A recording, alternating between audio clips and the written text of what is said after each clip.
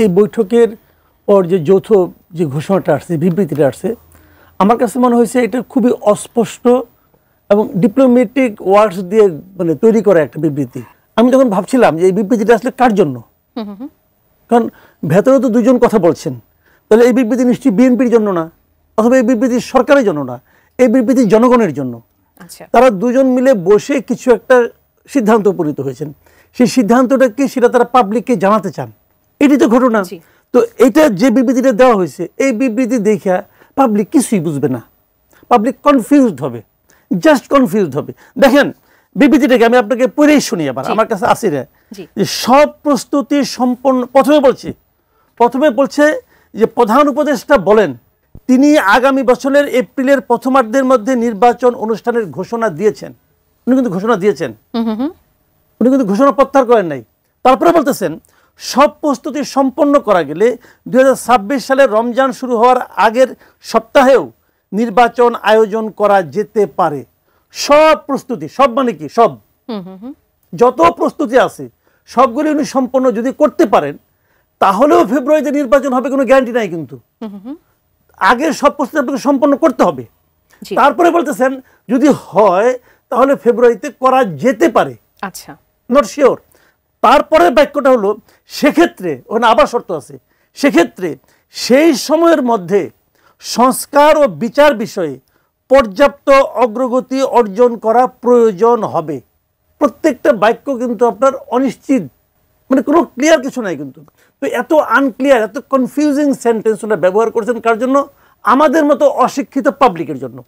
আমরা এটা পড়ছি আর হতাশ হয়েছি।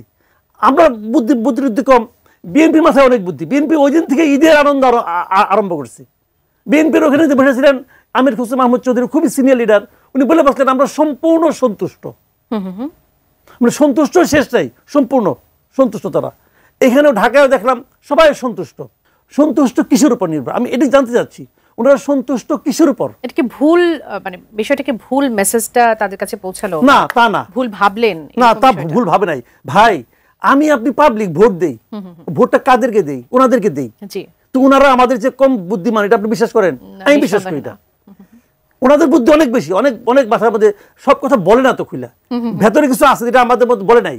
বলছে তোমাদের বলে লাভ নাই, তোমরা বুঝবা না, এটা আমাদের কাছে থাক। তো আছে বুদ্ধি নিয়ে ওনারা, পেছনে কিছু আছে, সেইটা কি এটা আমি আপনি জানি না। তবে 2 দিন পরে আবার একটা জায়গায় দেখলাম সালাউদ্দিন আহমেদ সাহেব একটা কথা বলছেন। উনি কি বলছেন?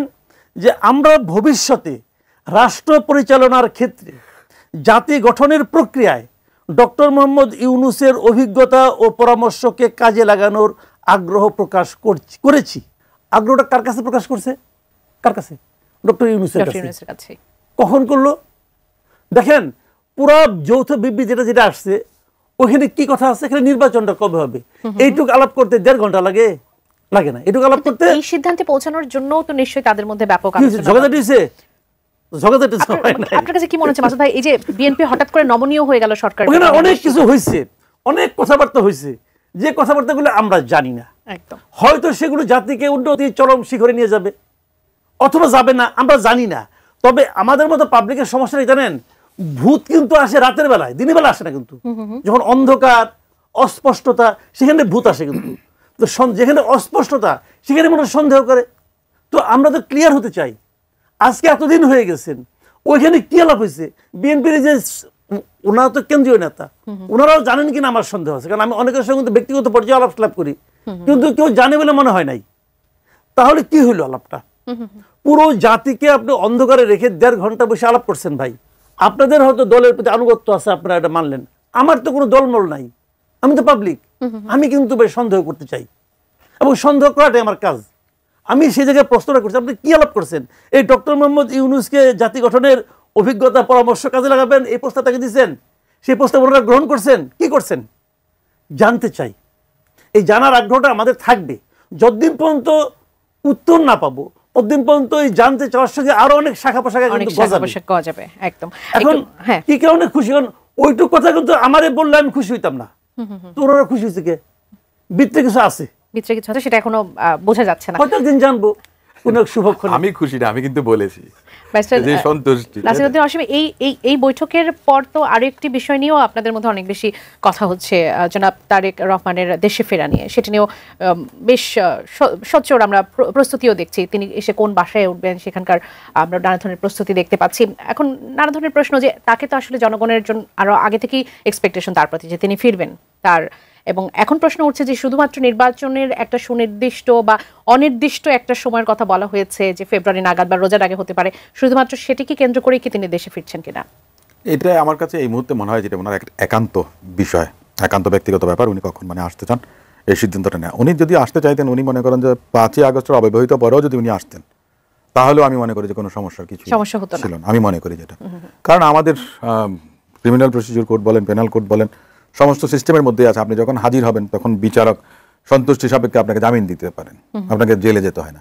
আর দ্বিতীয় কথাটা হচ্ছে যে জেল ওনার ভয় পাওয়ার কিছু নাই। উনি তো জেল খেটেছেন, রাজনীতিবিদ, জেল খাটবেন। উনি যদি এসে জেলেও যেতেন তাতেও কোনো সমস্যা হতো না, তাই না? তো ওই বিষয়টাকে তিনি মানে গণনায় আনেননি, জেল জুলুম কিংবা মামলা এগুলিকে আনেননি। অন্য কোনো ব্যক্তিগত বিষয় থাকতে পারে যেটাতে নিরাপত্তার একটা বিষয় থাকে, এটা একটা বড় বিষয় থাকে। দ্বিতীয় একটা বিষয়টা কি এখন কি অনেকটা পরিষ্কার যে সরকার তাকে নিরাপত্তা দিচ্ছে যেটি তাকে দেওয়া দরকার? আমি একটা কথা বলি, নিরাপত্তা দিচ্ছেন